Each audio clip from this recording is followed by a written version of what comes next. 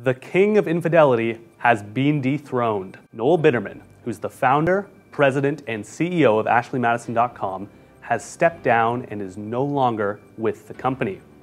Toronto-based Avid Life Media Inc., which is the parent company of the adultery website, issued a statement Friday morning announcing Biderman's departure.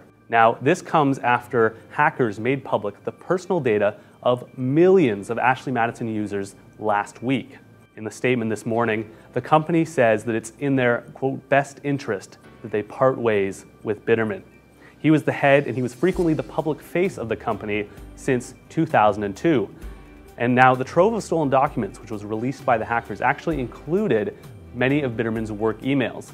And the company has offered a reward of $500,000 for any information helping them catch the hackers. Meanwhile, they're facing multiple lawsuits from users in Canada and the United States whose personal information was leaked by the hackers. For the Toronto Star, I'm Joel Eastwood.